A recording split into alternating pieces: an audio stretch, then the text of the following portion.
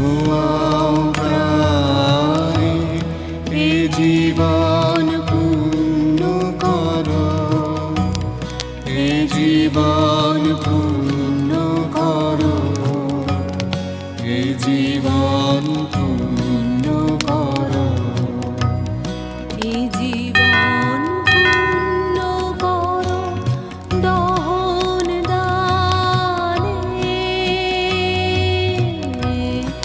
আগুনের পরশনে ছোঁয়াও প্রাণে। দর্শক, কীর্তিমানের গল্পকথা অনুষ্ঠানের আজকের পর্বটি যাকে নিয়ে সাজিয়েছি তিনি আমাদের একজন ভাষাকন্যা।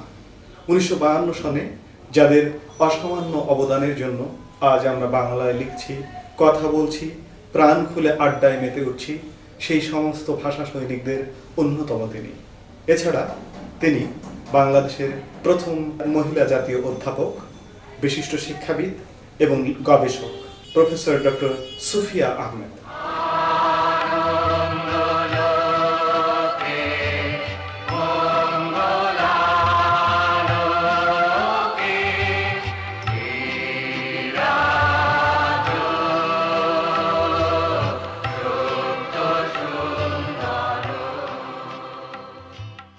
কীর্তিমান মানুষ ভাষা সৈনিক ডক্টর সুফিয়া আহমেদ ইংরেজি 1932 সনের 20 নভেম্বর ঢাকায় জন্মগ্রহণ করেন।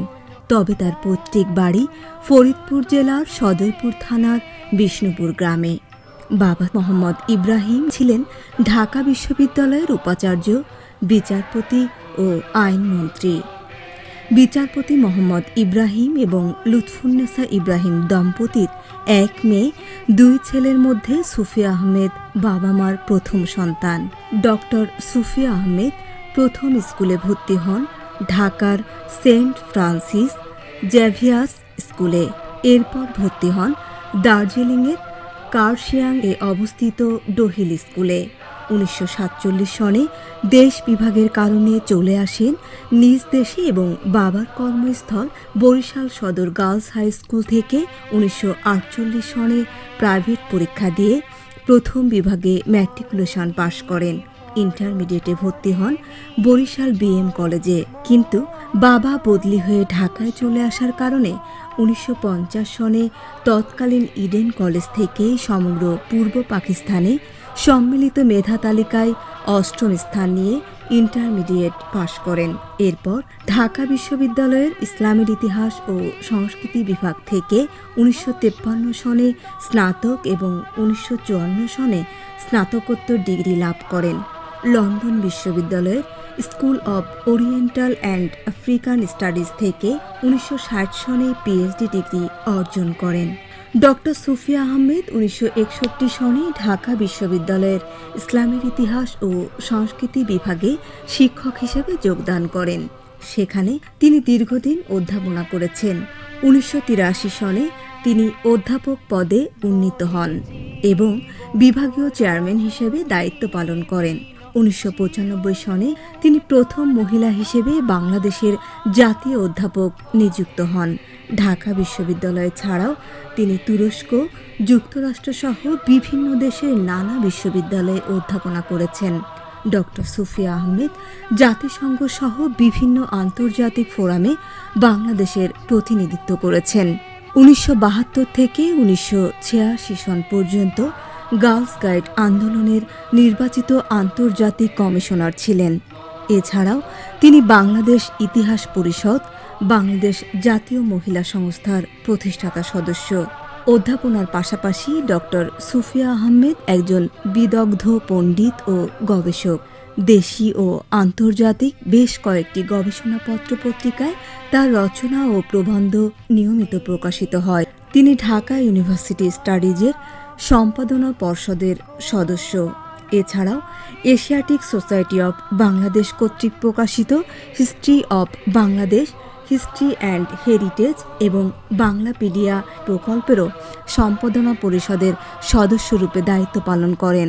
1952 সনের 21শে ফেব্রুয়ারিতে ভাষার দাবি নিয়ে পুলিশের গুলির মুখে 144 ধারা ভঙ্গ করে রাষ্ট্রভাষা বাংলা চাই স্লোগান দিয়ে যারা পথে নেমেছিলেন সেই সব অকুতভয় দেশপ্রেমী মানুষের মধ্যে ডক্টর সুফিয়া আহমেদও ছিলেন অগ্রগামী নারীদের একজন।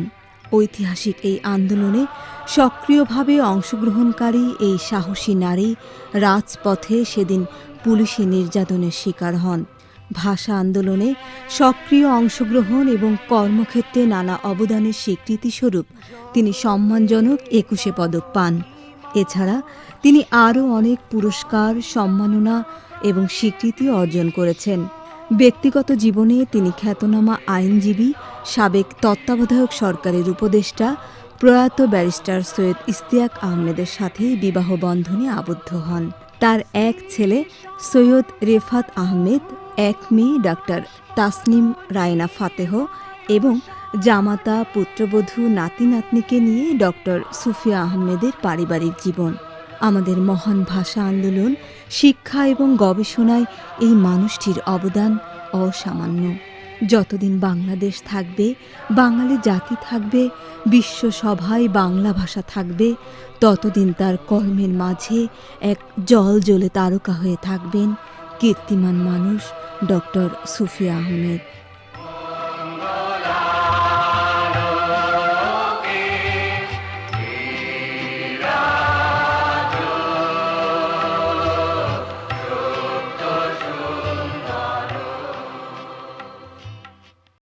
প্রথমেই জানতে চাইবো যে পরিবারটিতে আপনার জন্ম, সেই পরিবারটি সম্পর্কে এবং শৈশব কৈশোর বেড়ে ওঠা সম্পর্কে। আমার পরিবারের আদি নিবাস ফরিদপুর জেলার সদরপুর থানার বিষ্ণুপুর গ্রামে। তবে যখন আমার জন্ম হয় 32 সালে 20 নভেম্বর, তখন আমার বাবা ঢাকায় আইনজীবী পেশায় নিযুক্ত ছিলেন এবং জীবনের প্রথম 7 বছর আমি একমাত্র সন্তান ছিলাম। আমার মা গৃহিণী ছিলেন, তবে তিনি খুব বিদুষী একজন নারী ছিলেন এবং সংস্কৃতিমনা ছিলেন। তিনি খুব গান টান শুনতে ভালোবাসতেন এবং সেই পরিবেশেই আমি প্রথম 7 বছর বড় হয়েছি। এবং যেহেতু একমাত্র সন্তান, বাবা মা আমার প্রতি যথেষ্ট সময় দিয়েছেন এবং কিছুটা লেখাপড়া এবং যেমন ধরুন গান শেখা বা সেলাই শেখা বা রন্ধন শিল্পের প্রতি আমার আগ্রহ জন্মানো, এগুলোর দিকেও তারা নজর দিয়েছেন এবং তারা চেয়েছেন যে আমাদের একমাত্র সন্তান, তাকে যেন আমরা একজন অলরাউন্ডার হিসেবে গড়ে তুলতে পারি। এবং ছোটোবেলার থেকেই আমার বাবার ইচ্ছা ছিল, যেহেতু তিনি আইন পেশায় নিযুক্ত ছিলেন, আমাকে ব্যারিস্টার বানাবেন। তো আপনার একটি দীর্ঘ শিক্ষকতা জীবন এবং গবেষণা জীবন আছে, এটি কিভাবে কোন জায়গা থেকে শুরু হলো এবং গবেষণা লাইফটি সম্পর্কে জানতে চাই। গবেষণাটা অবশ্যই শুরু হলো লন্ডন থেকে। প্রথম তো MA পাস করলাম, তারপরে তো আমি পিএইচডিতে প্রমোশন পেলাম পিএইচডি করার, এবং সেখানে তখন তো আমাকে একটা বিষয় নিয়ে করতেই হলো এবং সেটা আমি এবং আমার টিউটার, উনি তো এখনও বেঁচে আছেন, ওনার বয়স 94 বছর বয়স, প্রফেসর JB হ্যারিসন। তার সঙ্গে প্রত্যেকবার লন্ডনে গেলে আমি কথা বলি এবং সেটা আমার জন্য, উনি আমার জন্য একটা আদর্শ পুরুষ এবং ওনার যথেষ্ট প্রভাব রয়েছে আমার শিক্ষকতা জীবনে। তো উনি আমার টিউটর হলেন এবং আমরা দুজনে মিলেই ঠিক করলাম এবং সেটা অবশ্যই লন্ডন বিশ্ববিদ্যালয়ের অ্যাপ্রুভাল লাগলো এবং আমরা ঠিক করলাম যে বাংলার মুসলমানদের উপরে একটা সার্টেন পিরিয়ড নিয়ে আমরা কাজ করব। এবং সেটা ছিল আমার যখন থিসিসটা শেষ হলো, সেটা টাইটেলটা ছিল মুসলিম কমিউনিটি ইন বেঙ্গল 1884 থেকে 1912 পর্যন্ত। এবং 1 জুন 1960 সালে আমি পিএইচডি ডিগ্রিটা অর্জন করি। 1952 ভাষা আন্দোলন আপনার জীবনে একটি উল্লেখযোগ্য ঘটনা, আমরা যার কারণে আপনি আমাদের ভাষা কন্যা হিসেবে পরিচিত। তো আপনার সেই স্মৃতি, সেই দিনের কথা জানতে চাইবো, যে এটি কিভাবে অংশগ্রহণ করলেন ওই রকম একটি বৈরী সময়ে, রক্ষণশীল সময়ে, সেই দিনগুলোর কথা জানতে চাইবো। রক্ষণশীল সময় তো বটেই, যদিও আমার বাড়িতে অতটা কোনো বাধা নিষেধ ছিল না এবং আমার বাবা মা দুজনেই খুব উদারপন্থী ছিলেন। খাজা নাজিমুদ্দিন, যিনি প্রধানমন্ত্রী ছিলেন, তার মুখ দিয়ে বলানো হলো যে এরকম আমরা উর্দুকেই আমাদের রাষ্ট্রভাষা হিসেবে হুম। মেনে নিতে বলবো সবাইকে। এটা সবার জন্যই মঙ্গল ডেকে আনবে। তো তাতে তো সবাই মানে অনেক কি বলবো, বিক্ষুব্ধ হলো, এবং ছাত্র নেতারা বললো যে না, আমরা ওই 21শে ফেব্রুয়ারি ওই তখন আমরা এখন যেটা আপনার আমতলা। আমতলা, জি জি। কারণ বাকি পুরো ইউনিভার্সিটিটা জি। কিন্তু নিয়ে গেছিল মেডিকেল কলেজের জন্য। হুম হুম। ওই অংশটাতে আমরা জি। মানে কাজকর্ম করতাম। জি। লাইব্রেরি ছিল, ক্লাসরুমও ছিল, কমন রুমগুলো ছিল, একটা অংশ আমরা পেয়েছিলাম আর কি। হুম। তো সেখানে ওই আমতলায় সবাই জি। আমরা জড়ো হলাম। তা আমরা কামরুন্নেসা, বাংলা বাজার, আনন্দময়ী, ইডেন কলেজ, এই কয়েকটা জায়গায় গেছি হুম। যে তোমরা ওই দিন আসবে। এবং এটা শুধু বিশ্ববিদ্যালয় ভিত্তিক ছিল না, স্কুল কলেজের ছেলেমেয়েরাও সেদিন ওখানে জড়ো হয়েছিল। তা আমি যথারীতি ওই আমার আমি তো মিটিংয়ে মাঝে মাঝে যেতাম, সবসময় যেতে পারতাম না। তো ওই দিন যথারীতি আমি 8টার দিকে গেছি ওইদিকে। আব্বা জানতেন, মাও জানতেন, ওনারা কিছু বললেন না। তা আমি গেলাম, মানে তাদের যে একটা আমার প্রতি একটা ছিল, মানে যে ঠিক ও ঠিকই করছে, যাক, এতটা তো ভাবেনি যে কি হবে, আমরা যে একটা ভয়াবহ পরিণতি হবে সেটা তো কেউ ভাবেনি তখন। তো যাই হোক, আমরা ওখানে গেলাম, কিন্তু তার আগেই রাত্রে সরকার 144 ধারা জারি করে দিল, এবং রাতারাতি ঢাকার ডিসি, ডিস্ট্রিক্ট কমিশনার বদলে দিল। একজন পাঞ্জাবি ভদ্রলোক, বয়স কম, কোরাইশি নামে এক ভদ্রলোককে ওখানে নিয়োগ দেওয়া হলো। তো এইভাবে আমরা যখন জড়ো হলাম ওখানে গেলাম, তো ওই গাজীউল হক সাহেব জি। ওখানে প্রিসাইড করছিলেন, এবং সেই সময় ওলিয়াত সাহেব, জি। তারপরে মোহাম্মদ আলী, আরও অনেক নেতারা ছিলেন যারা বক্তৃতা দিলেন, এবং 144 ধারা ভাঙবে কি ভাঙবে না এই নিয়ে একটা সামান্য সময় একটু বিতর্ক হলো, তারপরে সবাই সিদ্ধান্ত নিল না আমরা ভাঙব। হুম হুম। তো ওই প্রথম কয়েকটা তো ঠিক করা হলো যে 5-6 জন বা 10 জন করে, আমার ঠিক সংখ্যাটা এখন মনে নাই, ওরকম করে দুটো দল ছেলেদের বেরোলো। তার মধ্যে জাস্টিস হাবিবুর রহমান ছিলেন প্রথম দলে বোধহয়, আরও দ্বিতীয় দলে ইব্রাহিম তাহা, তারপরে আরও মুস্তফা কামাল, আজিজুল জলিল, তারপরে ওবায়দুল্লাহ খান, এরা সব ছিল বোধহয়। জি। তো তারা গেছে, তার শুনলাম যে খবর আসলো যে ওদের সব ট্রাকে তুলে নিয়ে যাচ্ছে। আচ্ছা। তা এখন যারা নেতা ওখানে ছিলেন, বিশেষভাবে গাজীউল হক সাহেব, ওনারা ঠিক করলেন যে দেখি মেয়েদের পাঠিয়ে কি হয়। আচ্ছা। তো ওই মেয়েদের প্রথম দলে ছিলাম আমি, হুম হুম। ডক্টর সাফিয়া খাতুন, আমি, রওশনারা বাচ্চু ছিলেন, হুম হুম। আর ছিলেন শামসুন নাহার বলে একজন। হুম হুম। তা আমরা যেই বেরোতে গেছি ওই প্রক্টরের নিচ জায়গাটা, মানে যেখানে মানে গেটটা আর কি, ওখানে দেখি কি লাঠির বেষ্টনী রয়ে গেছে। হুম হুম। তো আমরা ওই তলা দিয়ে যেতে চেষ্টা করতেই তারা লাঠি চার্জ করলো, আচ্ছা। এবং তাতে রওশনারা বাচ্চা আহত, আমি আহত, শামসুন আহত, সাফিয়া আপা আহত। এবং তারপর বেরিয়ে যখন যাচ্ছি, আমাদের গন্তব্যস্থল ছিল তখনকার অ্যাসেম্বলি হলটা, আচ্ছা। প্রাদেশিক অ্যাসেম্বলি হল। সেখানে আপনার বাজেট সেশন চলছিল, এখন যেটা জগন্নাথ হল, ওটার কাছাকাছি। জগন্নাথ হল। আচ্ছা। হ্যাঁ, তো ওখানেই আমাদের যাওয়ার কথা। ওখানে যে অবস্থান নেব আমরা, যে আমরা বলবো যে এটা আমাদের দাবি, এই বার্তা আপনারা কেন্দ্রে পৌঁছে দেবেন সরকারের কাছে, যে আমরা এতে এটা মানি না, এবং উর্দুর সঙ্গে সঙ্গে আমরা বাংলাকেও রাষ্ট্রভাষা করবার দাবি জানাচ্ছি। কিন্তু রাস্তায় বেরিয়ে টিয়ার গ্যাস ছেড়ে দিল, লাঠি মারছে, উপরে আবার ছেলেরা ইট পাটকেল রেখেছিল, সেগুলো তারা ছুটছে পুলিশের উপরে। তো সেটা তো রণক্ষেত্র, কিছুই দেখা যাচ্ছে না, চোখ দিয়ে পানি পড়ছে, গায়ে ব্যথা, তখন কোথায় যাব, আমরা সব দিশেহারা। এবং আরেকটা জিনিস যেটা ঘটলো, এই যে আমরা ছেলেদের সঙ্গে কথা বলতে পারতাম না, বা কিছুই মানে মানে কোনো রকম কন্ট্যাক্ট ছিল না। এখন তো ছেলে মেয়ে পাশাপাশি যাচ্ছি, সেটা কেউ তো দেখছে না, কে ছেলে কে মেয়ে সেটা তো ভুলে যাচ্ছি। তো সব একসঙ্গে যাচ্ছি। তখন আমরা ওই সায়েন্স অ্যানেক্সের পাশে সলিমুল্লাহ হলের প্রভোস্ট ডক্টর গনির বাড়ি ছিল। তো আগের এখন যখন মন্ত্রীরা থাকে এসব বাড়ি কিন্তু সব ঢাকাই বিশ্ববিদ্যালয়ের ছিল। আচ্ছা আচ্ছা আচ্ছা, হ্যাঁ, তো বিরাট বড় বড় বাড়ি, বড় বড় বাগান। তো তার বাগানটা খুব বড় ছিল। তা আমরা ওই তার কাটার বেড়া পেরিয়ে সব ছড়ে গেল, সারি টারি চিলে গেল। ওখানে যে গাছ ছিল, বাগান, সুন্দর বাগান, আর বাগানের জন্য কল থাকে, পানির জন্য কল থাকে, সেইখানে যে আমরা চোখ মুখ ধুলাম, গাছের তলায় আশ্রয় নিলাম এবং ওখানে বসলাম। তো আমরা ওখানে কিছুক্ষণ অবস্থান করার পরে, বেশ কিছুক্ষণ, মানে বেশ ভালোভাবেই আহত ছিলাম আমরা। ভাবলাম যে আমরা মেডিকেল কলেজে যাব ফার্স্ট এইড নিতে। তখন যখন বেরোবো, তখন ইতিমধ্যে দেখি যে মানে স্লোগানগুলো আরও জোরদার হচ্ছে এবং ছাত্রদের সঙ্গে জনতাও মিশে গেছে।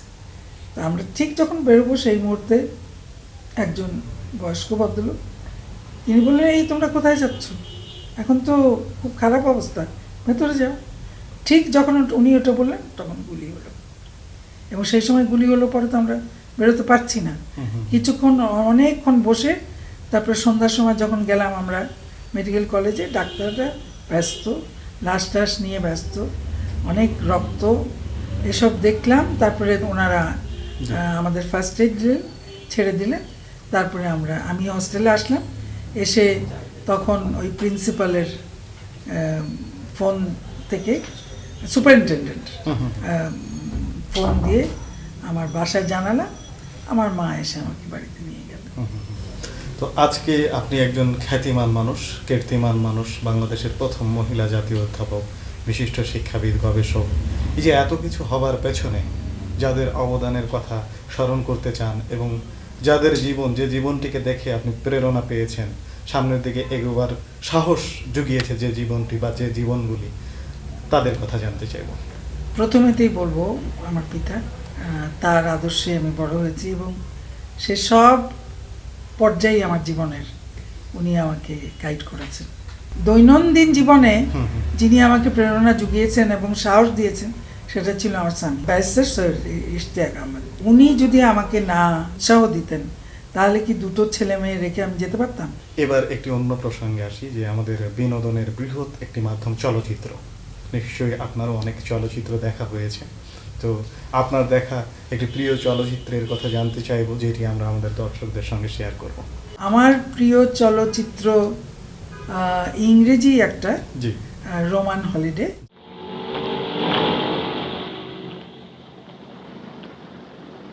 The mouth of truth. The legend is that if you're given to lying, you put your hand in there, it'll be bitten off. Oh, what a hard idea. Let's see you do it.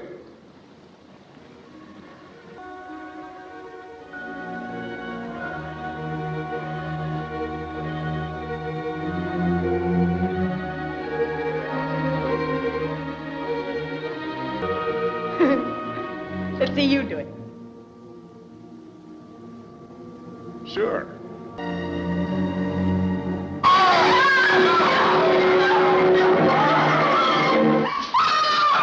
Hello.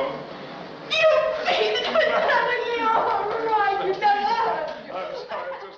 একজন অগ্রজ হিসেবে, অভিভাবক হিসেবে আজকের তরুণ প্রজন্ম যারা আমরা আছি, তাদের উদ্দেশ্যে আপনার পরামর্শ। প্রথমেই যে একজন ছেলে বা মেয়ে সে যেই হোক, আমি ভেদাভেদটা দেখি না, এটা আমার বাবা মাও দেখেন নাই, সেখান থেকে আমি শিখেছি এটা। তাদের প্রথমেই শিক্ষার ব্যাপারে খুব মনোযোগী হওয়া দরকার এবং তাদের সত্যি শিক্ষিত হতে হবে এবং লেখাপড়াটা শিখে তারপরে সে যে যায়, যে পেশায় যাক, সেটাকে সে ভালোভাবে, মানে সেটাকে নিজের করে নিয়ে সেটার প্রতি তার একটা নিষ্ঠা থাকবে এবং সেই জায়গাতে যে সর্বোচ্চ যে স্থান সেখানে যে যেতে পারে সেটা নিষ্ঠার সঙ্গে সে করবে। এবং এর সঙ্গে আমি বলবো, সে যখন লেখাপড়া করবে সে অন্য দিকে মন দিবে না। রাজনীতি যদি সে করে, পরে করবে, লেখাপড়া শেষ করে করবে। শিক্ষার সঙ্গে রাজনীতি যায় না। তো এতক্ষণ আপনার জীবনের কথা শুনলাম, কর্মের কথা শুনলাম। এবার আপনার অত্যন্ত কাছের মানুষ, কাছ থেকে দেখেছেন, কাছের মানুষদের কথা শুনবো। আম্মা আমাদের জীবনে জীবনে সবচেয়ে বড় উপহার মা হিসাবে দিয়েছেন হচ্ছে প্রথমে হচ্ছে হাউ টু রেসপেক্ট নিজেকে এবং সেটার সূত্রে অন্যকে, এবং সবসময় the pride as a Bengali person, আমি একজন বাঙালি, সেটা আমাদের ইতিহাস বলুন, গল্পে বলুন, কালচারাল অ্যাসপেক্টে বলুন, সেটা একটা সাংঘাতিক ভাবে একটা ইম্পর্টেন্ট কনটেক্সট ছিল আমাদের। একটা জিনিস মা অলওয়েজ আমাদেরকে শিখিয়েছেন, সেটা হচ্ছে অলসো ডিগনিটি, যে শুধু প্রেজেন্ট করলে হবে না, you have to present yourself very well. এবং এটা শুরু হয়েছিল ফ্রম স্কুলে যাওয়ার থেকে, শুধু আমরা পড়াশোনা বা হোমওয়ার্ক ঠিক মতো করে নিয়ে যাচ্ছি সেটা না, it was how we presented our uniform. I remember Amma was very particular যে আমরা কিভাবে স্কুলে যাচ্ছি, সেটা হয়তো তখন অত বুঝিনি, কিন্তু এখন বুঝি যে কতটা সেটা has a huge impact on who we are. Amma নিজে obviously একজন pride to the nation, and Amma has, and I think that is because Amma নিজে একটা সাংঘাতিক pride নিজের জন্য ফিল করতেন, including her others, not excluding others. Pride তখন এরকম ছিল না যে শুধু আমি জানি, সবাইকে নিয়ে she incorporate everybody in her pride, এবং সেটা খুব আছে, এবং আমরাও we are of course very proud of my mother. জাতীয় অধ্যাপক ডক্টর সুফিয়া আহমেদের সাথে আমার পরিচয় 1990 সালে, যখন আমি মাস্টার্স পড়ছি। উনি আমাদের দুটো বিষয় পড়াতেন, আধুনিক তুরস্কের ইতিহাস এবং বাংলার ইতিহাস। দুটো বিষয়েই তার সমান দক্ষতা এবং গভীর পদচারণা আমাকে তখন তার প্রতি খুব আকৃষ্ট করেছে। ওনার সাথে আমার পরিচয় হওয়ার পর ছাত্র শিক্ষক সম্পর্কের যে বিষয়টি আছে, একটা কর্তৃত্ব সুলভ মনোভাব, সেটা বজায় থাকেনি। আমি যখন তার সাথে গবেষণা শুরু করি, খুব বন্ধুত্বপূর্ণ, হৃদ্যতাপূর্ণ, খুব সুন্দর একটা সম্পর্কের মাধ্যমে মধ্য দিয়ে আমি আমার কাজগুলো করেছি, এবং সেখানে আমি যতবার তার কাছে এসেছি ততবার তিনি আমাকে দেখিয়ে দিয়েছেন, এবং অক্লান্ত নিষ্ঠার সাথে, পরিশ্রমের সাথে তিনি আমার কাজগুলো দেখেছেন, এবং যতক্ষণ পর্যন্ত সেই কাজগুলো ঠিক একটা উচ্চ মার্গে না যে পৌঁছেছে সে পর্যন্ত তিনি কখনোই তা গ্রহণ করেননি বা ছাড়পত্র দেননি। এখানে আমি তার কাছে খুব বেশি কৃতজ্ঞ যে তিনি এত সুচারুরূপে কাজগুলো আমার দেখে দিয়েছেন, যে সেখানে ছোট্ট দাড়ি কমা বা ছোট বানান যে কোনো রকম ভুল থাকলেই তিনি তা ধরে দিয়েছেন। তার মতো একজন বিখ্যাত শিক্ষকের ছাত্র হবার সুযোগ পেয়ে আমি নিজেকে অনেক বেশি ধন্য মনে করছি। জাতীয় অধ্যাপক সুফিয়া আহমেদ আমার বাবা মরহুম প্রাক্তন প্রধান বিচারপতি মোস্তফা কামালের অত্যন্ত ঘনিষ্ঠ বন্ধু। তারপর সুফিয়া আন্টিকে কীরকম দেখেছি, তারপর দেখেছি তাকে মা হিসাবে, বন্ধু হিসাবে, তারপর দেখেছি আমাদের একজন অগ্রজ যিনি কিনা শিক্ষাবিদ হিসাবে নিজেকে ছড়িয়েছেন সারা পৃথিবীতে। মুসলিম কমিউনিটি অফ বেঙ্গল, তার যে বিখ্যাত বই যেটা কিনা দ্বিতীয় এবং তৃতীয় সংস্করণে যাচ্ছে, তিনি ভিজিটিং স্কলার হিসাবে পৃথিবীর বিভিন্ন দেশে গিয়েছেন, তুরস্কতে বসফরাস ইউনিভার্সিটিতে পড়িয়েছেন। এই সবগুলো ভূমিকায় তাকে দেখে দেখে তাকে ফলো করবার এবং তার আচরণগুলোকে নিজের মনের মধ্যে আত্মস্থ করবার একটি উপায় আমি নিজে তো বার করেইছি, এবং আমি মনে করি যে আমাদের দেশের জন্য তিনি একজন আদর্শ মহিলা। আমার কাছে মনে হয় সুফিয়া আন্টির সাথে যখন কথা বলি, তিনি জ্ঞান, বিজ্ঞান, রাজনীতি থেকে আরম্ভ করে আমাদের শাড়ি পরা, রান্না করা, প্রতিটি বিষয়ে তার যে এত ইন্টারেস্ট এবং মমত্ববোধ আমার বোনদের প্রতি, আমার বাচ্চাদের প্রতি, তাতে আমার মনে হয় তিনি যেন একজন বসন্তের কোকিল। তাই গাই তার জন্য বসন্তের গান। জাতীয় অধ্যাপক সুফিয়া আহমেদ আমার ফুফাতো বোন হন। আমার বাবা ওনার একমাত্র মামা ছিলেন। আমার সাথে আমরা তাকে আমাদের বংশের সবচেয়ে বড় সন্তান হিসেবে আমরা সবসময় শ্রদ্ধা, ভক্তি এবং ভয় করেছি। দুটো জিনিস আমার কাছ থেকে আমি জীবনে শিখেছি। একটা হলো শৃঙ্খলার সাথে নিয়মানুবর্তিতা কীভাবে পালন করতে হয়। উনি খুব শৃঙ্খলাবদ্ধ মানুষ, আমাদেরকে ছোট ভাই হিসেবে দেখতেন, শৃঙ্খলার সাথে কথা চলতে বলতেন এবং নিয়ম মাফিক কাজ করতেন।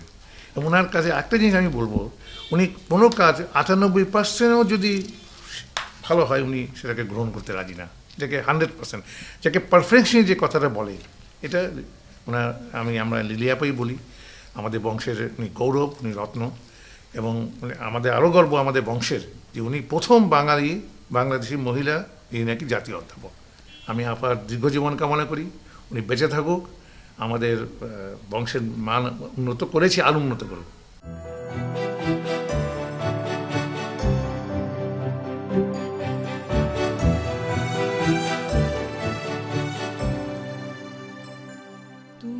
এতক্ষণ আপনার সঙ্গে সুন্দর একটি সময় কাটালাম, এবার আমাদের যেতে হবে, বিদায় চাইছি। ভালো থাকবেন, সুস্থ থাকবেন। অনেক ধন্যবাদ আসার জন্য, সময় দেওয়ার জন্য, এবং আমাকে প্রাধান্য দিয়ে যে আপনি অনুষ্ঠানটা করছেন সেজন্য অনেক অনেক ধন্যবাদ আপনাকে এবং বিটিভিকে আমি জানাচ্ছি। জি, ভালো থাকবেন। পূর্ণিমা নিশীথিনী